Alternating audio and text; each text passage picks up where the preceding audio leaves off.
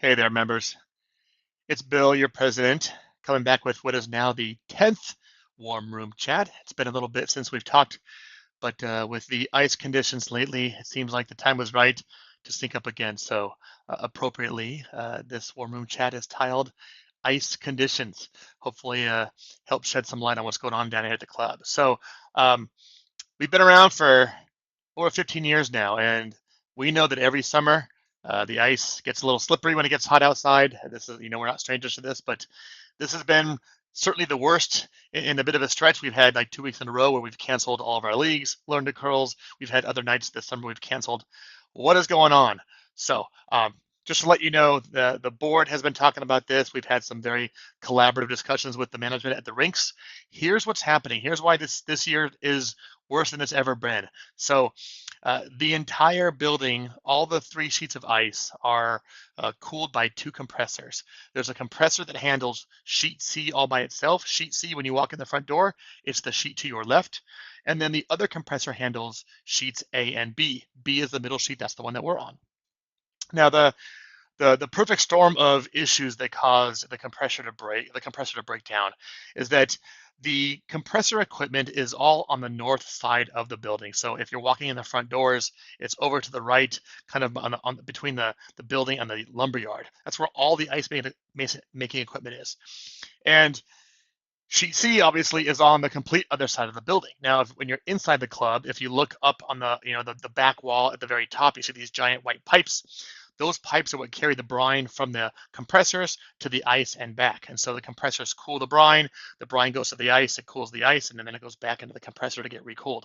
Well, when you have the brine being cooled that far from the ice, that brine's got to go a long way to get from the compressor over to the ice and back.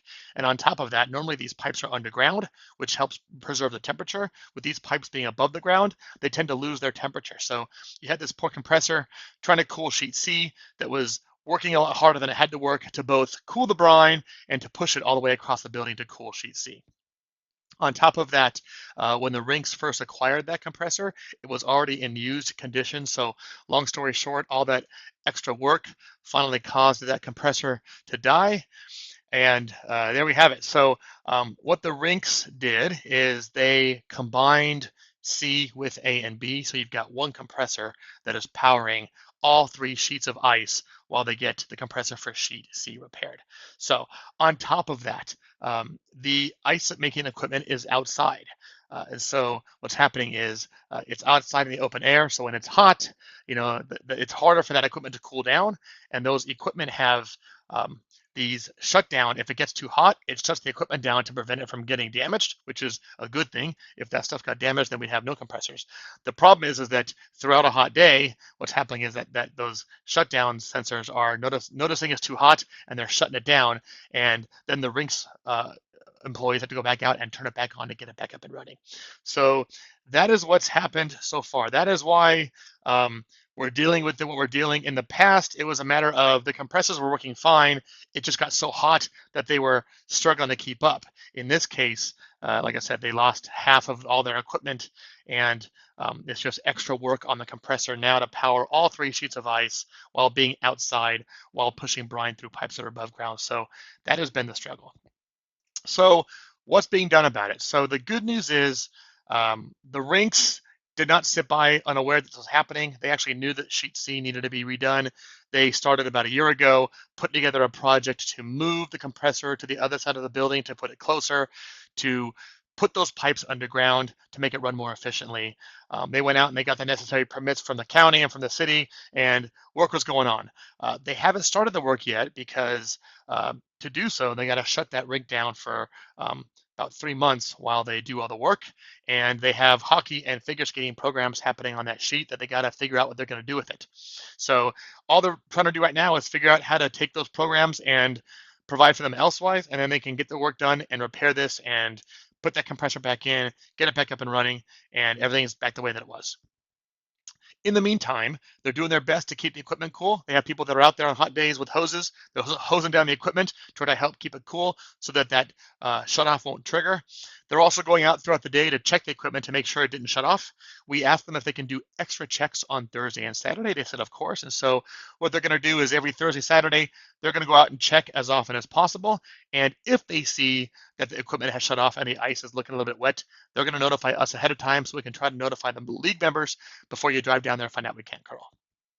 Is it a perfect system? No. We're doing what we can. Unfortunately, if you can imagine this one compressor, it's having enough trouble keeping the ice cool. Anyways, once it shuts down, even if it's only for an hour, and the ice starts getting wet, it's nearly impossible for that compressor to get the ice back down to where it was and even colder to refreeze that liquid. So we're really hoping that we're not seeing too many more hot days where the equipment gets overheated and shuts off. But certainly if it does, they're going to do their best to help notify us, and so we can let the league players know ahead of time. We asked, hey, is there a way that we can turn the setting lower? Maybe turn the ice setting down.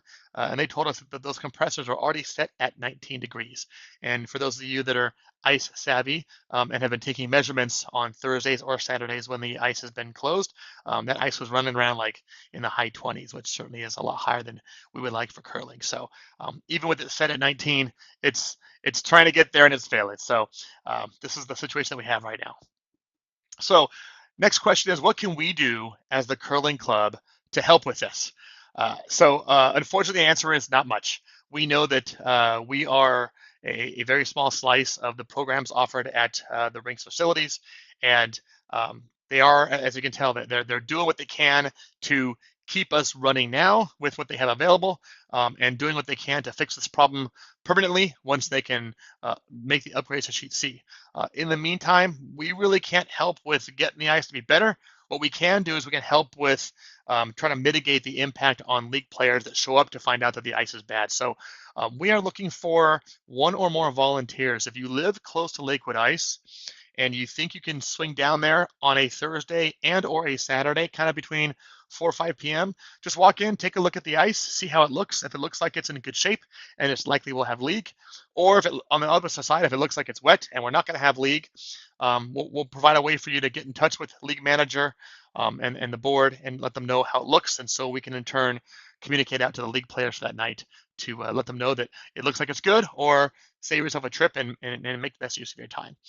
In the meantime, when we do have to cancel leagues, we're certainly going to make up those leagues. And so if you paid for so many weeks of league, you're going to get those games. Don't worry. It just might push beyond the original scheduled league end date, and we'll just keep moving those weeks to the end to make sure that everyone gets their required amount of games. We will make the best of it, as we always do. Also, going to ask you to be flexible. I know it's asking a lot. Trust me, when I curl, I spend the entire week being excited for the upcoming league. And when I get there and we have to cancel, I'm frustrated and I'm upset. And this was even when I lived like walking distance to the club. I would still be all angry because I wanted to curl and I was so excited about it. It was a huge letdown. So I totally get it. We're excited to curl. In many cases, we've already set aside that time. And you're thinking, hey, if I wasn't here, I could be just doing something else that's fun. And I know many of our club curlers are traveling more than an hour to come curl. So trust me, you know that I'm not saying be flexible and understanding without having lived that frustration. But at the same time, that's the best we can do right now, is just really try to be flexible as much as possible, and understand that this is not a normal situation where it's just hot. Like I've already explained, the perfect storm of consequences that got us where we are here today, and that we're doing our best to make do with what we have. Last but not least, we got to keep curling. I know that there have been some folks that have suggested, hey, maybe we just take the summer off. Maybe we just not do this and just wait and then come back later when the ice is better.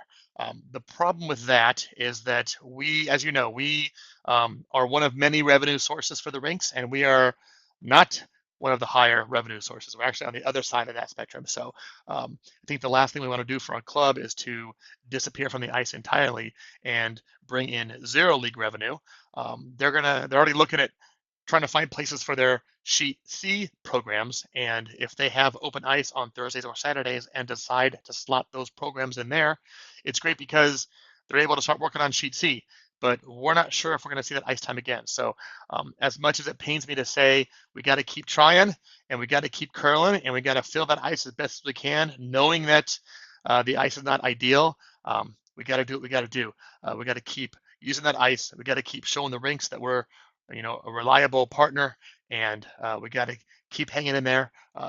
Someday soon, we're going to have our own sheet of ice that does not have these problems, and then we can all look back and look at these days as distant, unpleasant memories and war stories for when we host all of our future Bonspiel participants. With that, again, hang in there, uh, keep doing what you're doing, and as always, appreciate you being a member, being a curler, staying flexible, staying optimistic. And we've overcome challenges in the past, and we'll do so here. It's not pretty, but we'll get it done. Thank you. Good curling.